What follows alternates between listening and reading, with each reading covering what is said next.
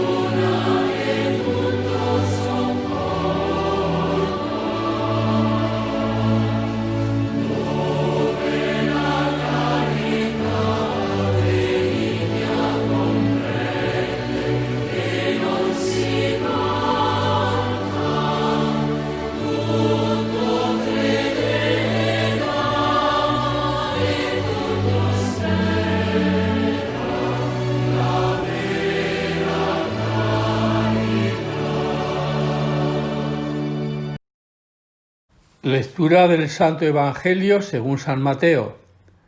En aquel tiempo, acercándose Pedro a Jesús, le preguntó: Señor, si mi hermano me ofende, ¿cuántas veces tengo que perdonarlo? ¿Hasta 7 veces? Jesús le contesta: No te digo hasta 7 veces, sino hasta 70 veces 7. Por esto se parece el reino de los cielos a un rey que quiso ajustar las cuentas con sus criados. Al empezar a ajustarlas, le presentaron uno que debía 10.000 talentos. Como no tenía con qué pagar, el Señor mandó que lo vendieran a él con su mujer y sus hijos y todas sus posesiones, y que pagara así. El criado, arrojándose a sus pies, le suplicaba diciendo: Ten paciencia conmigo y te lo pagaré todo. Se compadeció el Señor de aquel criado y lo dejó marchar, perdonándole la deuda.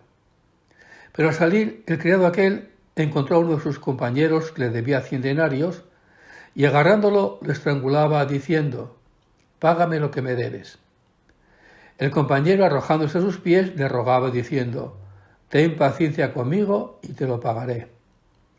Pero él se negó y fue y lo metió en la cárcel hasta que pagara lo que debía. Sus compañeros, al ver lo ocurrido, quedaron consternados y fueron a contarle a su señor todo lo sucedido. Entonces el Señor lo llamó y le dijo: Siervo malvado, toda aquella deuda te la perdoné porque me lo rogaste. ¿No debías tener tú también compasión de un compañero como yo tuve compasión de ti? Y el Señor, indignado, lo entregó a los verdugos hasta que pagara toda la deuda. Lo mismo hará con vosotros mi Padre Celestial si cada cual no perdona de corazón a su hermano. Palabra del Señor. El domingo pasado, la cuestión de la comunidad de Mateo era si mi hermano peca, y la respuesta era la corrección fraterna y la oración comunitaria por él. Hoy se plantea otra cuestión, el perdón de las ofensas.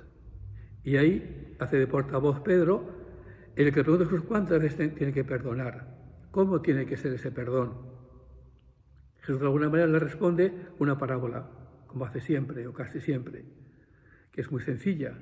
Un rey quiere ajustar las cuentas con sus criados, uno debe una cantidad impagable, le suplica, el rey se compadece, le condona la deuda, pero él no se comporta de esa misma manera con otro compañero suyo. El rey, ante esa actitud, se indigna y lo castiga. Bien, empieza Jesús la parábola diciendo: se va del reino de los cielos a un rey. Está situándose en el contexto de la fe. Y la comunidad de Mateo sabe, hoy entiende que ese rey es Dios, que nos pide cuentas de nuestra vida. Una vida que, por tanto, tiene un sentido, un fin último, que está en sus manos. No es un azar. Evidentemente, esa visión no es la que tiene la sociedad o el mundo. Mateo está diciendo a sus creyentes, a los discípulos de esa comunidad. Dicho eso, uno tiene una deuda impagable y suplica: ten paciencia conmigo, al rey. Evidentemente, Mateo está viendo en ese criado esa deuda impagable a la humanidad. La deuda impagable del pecado de la humanidad, de la ofensa que hacemos toda la humanidad contra Dios, contra los demás y contra nosotros mismos. No somos conscientes del alcance de esa deuda, de ese daño, de esa ofensa realizada a los demás y a Dios. Pero ante eso, Dios reacciona. Ese amor de Dios por nosotros, a pesar de esa ofensa, es la que entonces le obliga ese amor a tener compasión, misericordia, y nos condena a la deuda. Esa visión solamente es perceptible desde la fe, evidentemente. Ese gesto inesperado, incomprensible de misericordia de Dios, es donde se ha realizado en la persona de Jesús. Esa deuda impagable para nosotros, Cristo la ha asumido en su propio ser. Es el misterio de nuestra redención. Solamente la ofrenda agradable a Dios de su vida en la cruz por nosotros ha sido acogida para pagar la deuda de nuestros mal, de nuestro pecado. Ese perdón es gratuito. Es gratuito. Y ese don, ese perdón, es el que, si acogemos ese perdón, transforma nuestros corazones, nuestras vidas. Por eso, en la comunidad de Mateo, está ayudándonos a entender, a recordar que todos somos deudores de Dios. Todos somos pecadores. Todos somos depositarios de esa ofrenda de amor de Cristo por nosotros. Y ese perdón que se nos dio en el bautismo, lo vamos reactualizando constantemente a lo largo de nuestra vida en la confesión sacramental. La experiencia del cristiano en ese perdón del Señor es lo que va viendo cómo su corazón, su vida, se va poco a poco asociando al perdón de Dios también con los demás, en la paciencia que tiene, con ellos y con nosotros. De ahí que entonces la actitud de aquel criado que no tuvo con el compañero, que le exigió la deuda que tenía, que era una miseria, una pequeñez, nos está planteado que nosotros con los demás no podemos exigir a los demás lo que no hacemos con Dios ni con los demás. O nos transforma en nuestro corazón el amor, el perdón de Dios, y no somos incapaces de perdonar de corazón a los demás. Incapaces. Por eso la fraternidad, el amor fraterno, nace del perdón de Dios. Sin la experiencia cristiana del perdón de Dios, no podemos perdonar ni amar a los demás, como Cristo los ama. Esa es la referencia también clara de cómo es nuestra relación con Dios y cómo es nuestra relación con los demás. Asumiendo el perdón, recordamos en este fondo lo que Jesús le dijo a Pedro en la última cena: si no te lavo, no tienes nada que ver conmigo.